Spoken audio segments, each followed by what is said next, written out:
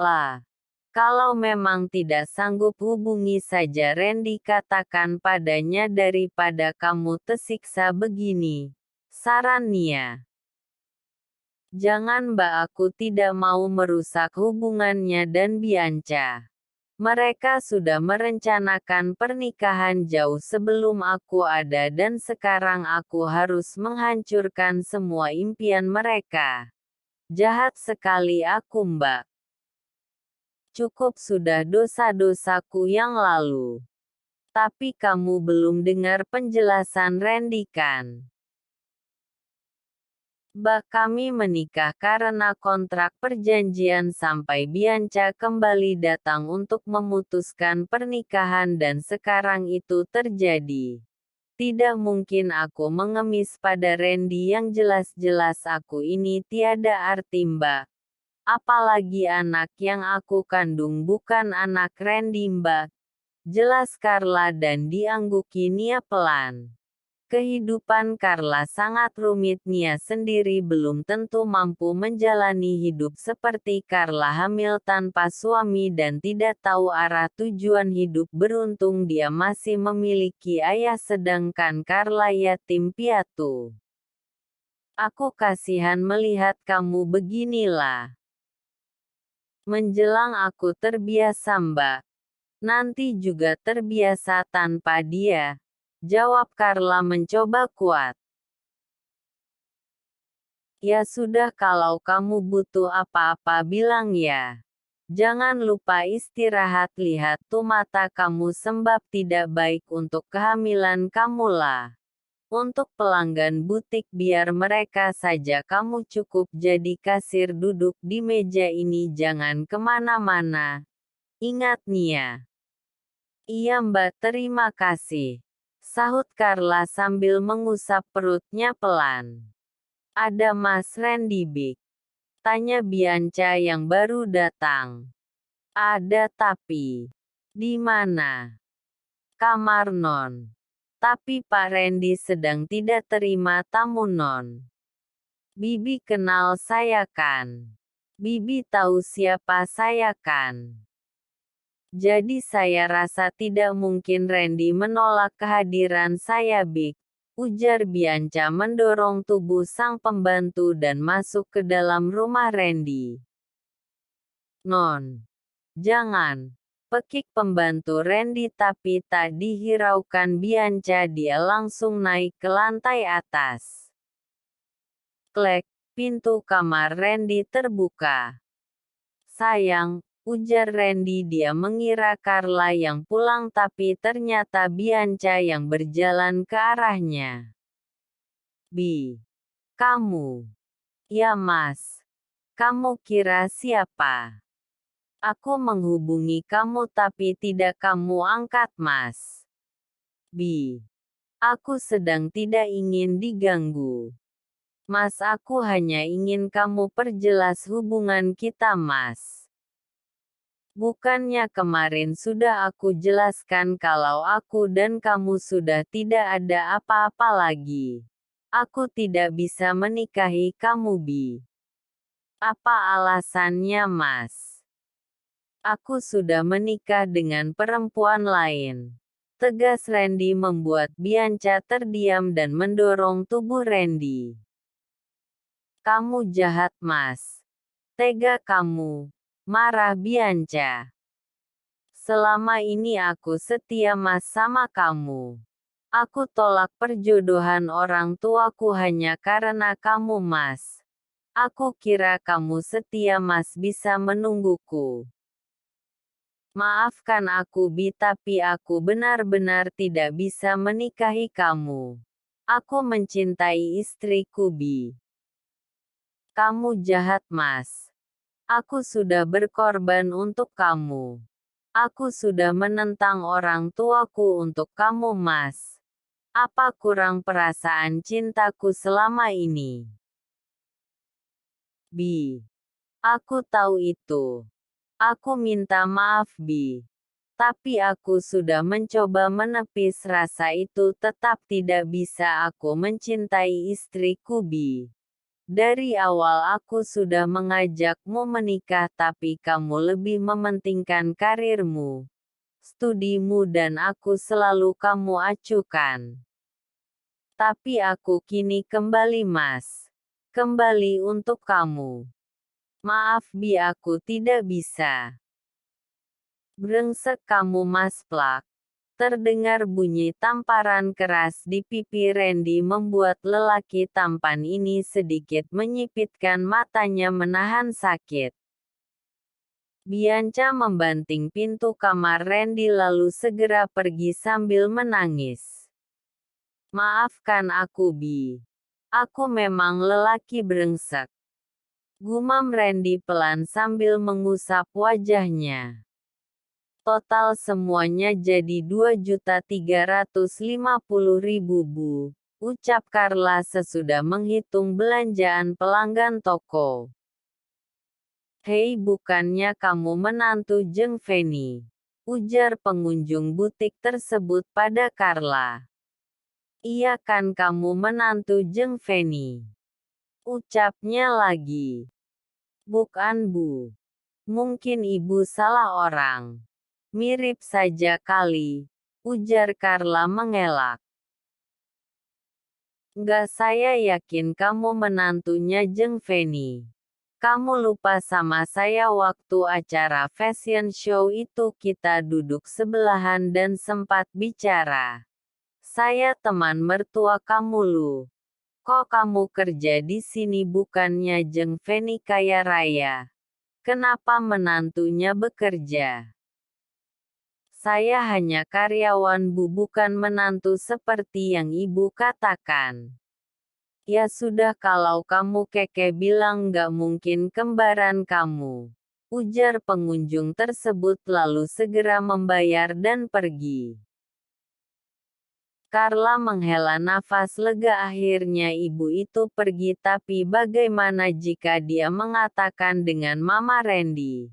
Carla sudah memblokir semua kontak yang berhubungan dengan Randy karena dia tidak mau lagi memikirkan itu biarlah Randy bahagia dengan Bianca. Lah, sudah makan? Tanya Nia yang baru datang. Tadi sudah minum susu hamil Mbak. Masih kenyang. Makan dululah. Kasihan anakmu biar aku yang gantikan. Tadi aku sudah beli batagor dengan buah kupas lah. Itu ditaruh di meja dalam makan dulu ya. Ada sayur bayam juga tadi mertuaku masak di rumah jadi aku bawa untuk kamu. Meskipun sedikit tetap harus ada asupan yang masuk lah. Makasih ya Mbak. Kamu selalu baik sama aku padahal. Sudah. Jangan berpikir aneh-aneh. Sana makan dulu. Ibu hamil harus banyak gizinya lah. Iya Mbak. Jawab Carla patuh. Pak. Ada tamu. Bilang saya tidak mau diganggu Bik. Tapi dia bilang dari rumah sakit Pak ada perlu sama Bapak. Randy menghela nafas berat. Jika bukan urusan pekerjaan dia enggan sekali bertemu orang saat ini. Tubuh lelaki tampan ini semakin kurus tak terurus. Untuk mandi pun Randy malas melakukannya. Ada apa? Tanya Randy pada perempuan yang sedang duduk di ruang tamunya saat ini. Maaf mengganggu Pak. Ini ada beberapa hal yang harus Bapak tanda tangani sebagai penanggung jawab anak magang Pak. Jelasnya. Sini. Terima kasih Pak. Ujarnya melihat kiri kanan karena tidak ada perempuan seperti yang diceritakan orang-orang rumah sakit. Berarti dokter tampan ini masih lajang. Ada lagi. Tanya Randy ketus karena perempuan itu tak kunjung pergi. Itu. Bapak kenapa tidak masuk kerja? Banyak yang menanyakan Bapak, ujar perempuan bernama Lucy itu. Bukan urusan kamu. Tapi tidak ada yang membimbing anak magang, Pak. Mereka sudah besar. Bukan anak kecil yang harus disuapkan. Benar, tapi tetap saja harus ada yang mengarahkan, Pak. Biasanya tiap tahun Bapak yang melakukannya, jadi Pak Direktur tidak memberikan pada dokter lain. Randy terdiam sejenak, dia punya tanggung jawab tapi tubuhnya enggan untuk bergerak. Besok saya masuk, jawab Randy membuat perempuan itu tersenyum manis. Terima kasih Pak. Saya permisi dulu, ujarnya. Ingin berlama-lama tapi Dokter Randy terlalu cuek membuatnya pamit saja. Randy mengusap wajahnya kasar, kehilangan Carla membuatnya kehilangan segalanya. Bahkan untuk bergerak pun dia malas karena tidak ada yang mengantarkannya pergi dan menyambutnya pulang. Nggak mungkin, Jeng. Orang menantu saya sekarang sedang hamil besar, mana mungkin dia kerja. Lagi pula pasti nggak boleh sama Randy, apalagi kerja di butik. Randy itu cukup kaya lu dan bisa memberikan istrinya uang banyak, ujar Mama Fanny tidak terima dengan ucapan sang teman. Kalau Jeng nggak percaya, Jeng lihat di butiknya Nia. Istri pengusaha itu lu. Nia. Iya, istri pengusaha kaya raya itu. Sekarang menantu Jeng bekerja di sana jadi kasirnya. Adunya membuat Mama Fanny terdiam. Dia mengingat sesuatu. Ya, Carla sempat bicara pada seseorang saat acara fashion itu dan perempuan itu tidak asing untuk Mama Fanny. Apa dia yang bernama Nia? Mama Fanny menutup ponselnya dan menghubungi Carla tapi tidak ada jawaban, lalu menghubungi Randy juga tidak ada jawaban. Ada apa ini, pikirnya. Randy yang melihat ponselnya terus berbunyi dan panggilan dari mamanya tidak mau mengangkat. Dia takut mamanya menanyakan Carla lagi apa alasan yang harus dia berikan. Tidak mungkin Carla di kamar mandi lagi. Sial. Kemana Randy? Apa benar Carla bekerja? Jika iya, kenapa Randy membiarkannya? Kan Carla sedang hamil besar. Mama Fanny segera menghubungi rumah. Halo, kediaman Dokter Randy di sini. Bimana Randy? Nyonya. Mana Randy, Big? Itunya. Pak Randy sedang keluar. Carla. Samanya sedang keluar juga. Kamu bohong, Big. Enggaknya. Memang ibu dan bapak sedang keluar, jawab sang bibi gugup. Jam berapa Carla pulang? Tidak taunya. Carla keluar setiap hari, Big. Kadang-kadangnya. Jawabnya gugup membuat Mama Fanny curiga.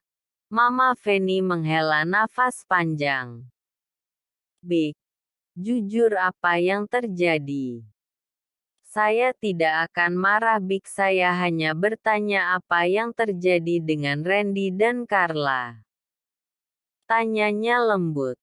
Begininya. Bu Carla. Bu Carla sudah pergi dari rumah. Apa? Jadi benar Carla sekarang bekerja? Saya tidak tahunya. Yang jelas Bu Carla sudah 4 hari meninggalkan rumah, jawabnya takut. Terus Randy di mana? Pak Randy nggak mau keluar kamarnya. Dia uring-uringan terus ditinggal Bu Carla. Apa yang terjadi, Big? Saya juga tidak tahunya. Hanya saja Bianca, pacar Pak Randy, dulu datang kemarinya. Bianca. Gila Randy, apa-apaan dia? marah Mama Feni. Ya sudah, biar saya ke Jakarta Bi untuk menyelesaikannya. Tapi jangan bilang sama Pak Randy saya yang mengadu, ianya saya takut bisa dipecat nanti saya. Tidak, kamu tenang saja Big, ujar Mama Feni menutup panggilannya. Jadi benar Carla sekarang bekerja karena keluar dari rumah Randy. Benar-benar ya Randy, apa maunya anak ini membiarkan istri yang sedang hamil keluar rumah hanya karena perempuan keras kepala itu, gumamnya pelan. Mama Feni segera menghubungi temannya untuk meminta alamat butik Nia agar dia bisa menemui Carla.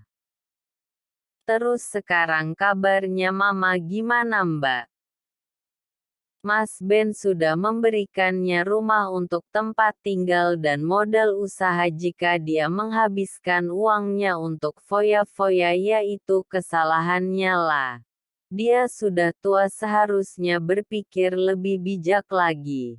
Terus-menerus mengemis tidak akan ada habisnya.